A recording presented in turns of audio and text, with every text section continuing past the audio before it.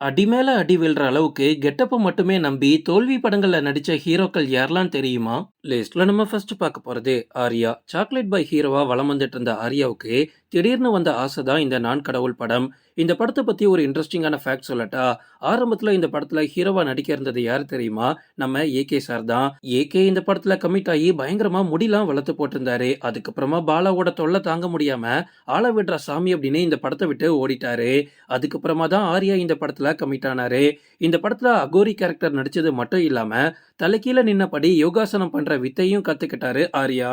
இந்த படத்துக்காக ஆர்யா உண்மையாவே பயங்கரமா ஹார்ட் ஒர்க் பண்ணிருக்காரு. இந்த படம் ரிலீஸ் ஆகிறதுக்கு முன்னாடி இந்த படத்துக்கு ஒரு மிகப்பெரிய எதிர்பார்ப்பு இருந்துச்சு. ஆனா படம் ரிலீஸ் ஆனதுக்கு அப்புறமா வசூல் ரீதியா இது ஒரு மிகப்பெரிய தோல்வி படமா அமைஞ்சிச்சு. ஆர்யா இந்த படத்துல எவ்வளவு கஷ்டப்பட்டு நடிச்சிருப்பாருன்னு நம்ம எல்லாராலையுமே யோசிக்க முடியுது. படம் ரிலீஸ் ஆனதுக்கு அப்புறமா ஆர்யாவோட உழைப்பை பத்தி யாருமே பெருசா பேசல.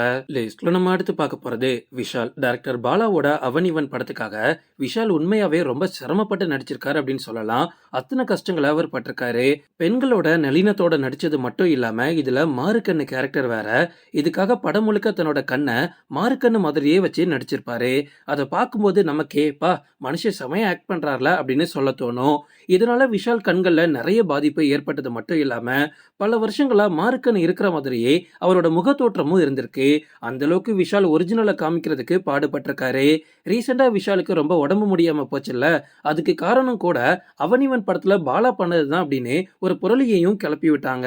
இந்த படம் உண்மையாவே ஒரு நல்ல படம் தான். ஆனா தியேட்டர்ல ரிலீஸ் ஆகும்போது இது ஒரு பிளாக் பஸ்டர் அப்படின்லாம் சொல்ல முடியாது. டீசெண்டா இந்த படம் கலெக்ட் பண்ணிருக்கு. லிஸ்ட்ல நம்ம அடுத்து பார்க்க போறது சமந்தா. சமந்தாவுக்கு ஏன் இந்த விபரீத ஆசை வந்துச்சுன்னே தெரியல. திடீர்னு 10 என்றதுக்குள்ள படத்துல நடிச்சாங்க. ஆரம்பத்துல ஷக்கிலா கேரக்டர் என்னவோ செம்ம ஃபன்னா தான் இருந்துச்சு. ஆனா சமந்தா இந்த படத்துல இன்னொரு வில்லி கேரக்டர் பண்ணாங்கல்ல, அதை பார்க்கும்போது பாதி பேருக்கு சிரிப்பு தான் வந்திருக்கும். அதுலயும் படத்தோட பிளாஷ்பேக்ல பார்க்கும்போது தலைவி சிகரெட்லாம் அடிச்சுட்டு வந்தாங்க. கண்டிப்பா யாருமே எதிர்பார்த்திருக்க மாட்டாங்க. அந்த டைம்ல சமந்தாக்கு நம்ம தமிழ் சினிமாவில் ஒரு பெரிய மார்க்கெட். ரசிகர்களும் சமந்தாவை ஒரு செல்ல பாப்பா மாதிரி பார்த்திருந்தாங்க.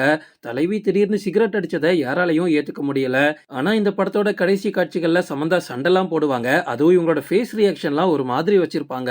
இந்த படம் பாக்ஸ் ஆபீஸ்ல ஒரு மிகப்பெரிய தோல்வி படம் தான். லிஸ்ட்ல நம்ம அடுத்து பார்க்க போறது ரஜினிகாந்த். ரஜினி வித்தியாசமான கேரக்டரை நம்பி நடிச்சார் அப்படின்னு சொல்றதை விட தொழில்நுட்பத்தை நம்பி மோசம் போயிட்டாரு அப்படின்னு தான் சொல்லியாகணும். கோச்சடையான் படம் உங்க எல்லாருக்குமே ஞாபகம் இருக்க வாய்ப்பு இருக்கு. அந்த படத்தை பார்க்க பாதி மக்கள் போகவே இல்லை. நிறைய பேரால இந்த படத்தை ஏத்துக்கவும் முடியல. படம் முழுக்க அனிமேஷன் முறையில எடுக்கப்பட்டிருந்துச்சு. ஆனா இந்த கதைக்களம் மக்களுக்கு ரொம்ப புதுசு அப்படின்றதுனால இந்த படம் மிகப்பெரிய தோல்வியையும் சந்திச்சிச்சு. ஆனா இந்த படத்துக்கு ஒரு மிகப்பெரிய பேக் ஸ்டோரி இருக்கு. இப்பெல்லாம் நம்ம பாகுபலியை கொண்டாடுறோம்ல, அதை விட ஒரு படி மேல ஒரு மிகப்பெரிய ப்ராஜெக்ட 2012லயே KS ரவிக்குமார் பிளான் பண்ணியிருந்தாரு. இந்த படத்துல அரசன் கேரக்டர்ல ரஜினியும் ராணி கேரக்டர்ல தீபிகா படுகோனையும் கமிட் பண்ணியிருந்தாங்க. ஒரு வரலாற்று படமா இது வெளியாக இருந்துச்சு. ஆனா அந்த டைம்ல ரஜினிக்கு பயங்கரமா உடல்நிலை சரியில்லாம போனதுனால அந்த படத்தை அப்படியே டிராப் பண்ணிட்டாங்க. லிஸ்ட்ல நம்ம அடுத்து பார்க்க போறது விக்ரம். கமலுக்கு அப்புறமா சினிமாவை ஒரு பரிசோதனையா பார்த்துட்டு இருக்கிறவர் தான் இந்த விக்ரம். நடிக்கக்கூடிய எல்லா படங்கள்லயும் ஏதாவது ஒரு வித்தியாசத்தை காட்டணும் அப்படின்றதுக்காகவே இவர் ரொம்ப மெனக்கெட்டு நடிப்பாரு. சங்கர் இயக்கத்துல வெளியான ஐ படம் உங்க எல்லாருக்கும் ஞாபகம் இருக்குல்ல, அந்த படத்துக்காக கிட்டத்தட்ட 6 மாச கேப்ல 20 கிலோக்கு மேல குறைச்சிருக்காரு விக்ரம். மனுஷன் எவ்வளவு கஷ்டப்பட்டு நடிச்சிருப்பாரு. தன்னோட உடம்ப கண்டிப்பா போட்டு பாடுபடுத்திருப்பாரு.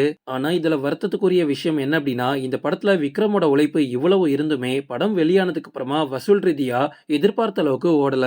ஓகே ஃப்ரெண்ட்ஸ், இதோட நான் இந்த வீடியோ முடிச்சுக்கிறேன். இன்னொரு இன்ட்ரெஸ்டிங்கான வீடியோல நம்ம சந்திக்கலாம். Stay tuned.